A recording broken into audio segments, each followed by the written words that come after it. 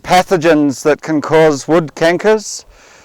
These are the ones which I'm informed are the main canker-causing pathogens in Himachal Pradesh.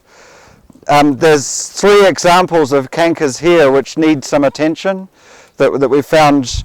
This one here, it's canker quite low down in the branch. I don't know exactly where the infection happened, but this whole branch is going to die. There's still some green bark out here, but this branch has no future. The branch is going to die with canker. It should have been cut out as soon as the canker was visible. It needs to be cut out here, and the wood needs to be burnt as soon as possible. With all cankers, there is a risk of the spores that cause more cankers being produced in quantities when the wood is removed from the trees. So the best thing to do with infected wood is to remove it from the orchard, to bury it, to burn it, preferably to burn it. And I don't know what the pathogen is here. I'd need to actually do some diagnostics to find out what the pathogen is, which means probably some lab work. But it's probably either stem canker or stem black canker, I'm not sure which is Botryopsera, or I'm not even sure what the pathogen is there. I'm not familiar with it. It's probably the first one, yeah. And with any canker, prune out and burn as soon as you detect it. So you need to monitor, you need to learn what to look for the early stages of infection. You need to remove it as soon as possible. Sanitation is the critical way to manage canker diseases, because if they are left alone, they spread and they cause a lot more harm if they're left. So burn out, prune out and burn. Mark the tree. So we use paint to mark the trees that have had known cankers in them, and then you should look more often for cankers reoccurring in that same tree. Chances are, if we cut this out here, it will actually move back into these other branches and may actually take out these other branches. But to minimize, the loss of fruit, sometimes it's sensible to cut out at a good union and paint and hope that the tree will keep the canker out from the rest. Otherwise, we'd need to cut right back here, which removes half the tree. So my preference would be to cut here and then monitor the tree to see whether it needs to come out later. There's another canker here on this tree, on this branch here. That branch has no future in the life of the tree. It might produce fruit for another year or so, but realistically that whole branch needs to come out. This one can come out now, low down.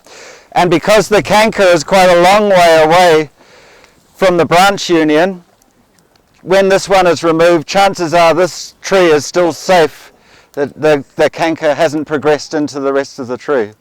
So with that other one where the canker is very close to the branch union, I think it will carry on into the tree. In this case, I think that the tree will be saved. And then there's another canker here. This one has almost girdled the tree. It's right from here, around here, it's up into here. I'm amazed that this tree looks as healthy as it does, considering how little attachment to its roots it still has. There's insect boring in here. Do you think it came before the canker? It probably came before the canker, but there does seem to be some irregular, it almost looks like some feeding damage there, so I'm not sure about, but I suspect, is it one of the beetles? Beetle? Maybe, I don't know, but this does look like feeding damage up and around here, and then we've got some entry holes right through into the hardwood of the tree itself. If a tree gets this far without support, it's going to break under crop load. I think this tree has no future, and personally I would be digging it out and growing a new tree. Yeah. Yeah. Yeah. Well, out of the orchard and covered. Yeah. So with canker diseases, prevention is everything. So sanitation, reducing the inoculum load, and protection of the entry points, often the pruning cuts, is very sensible while they're susceptible to infection by spores.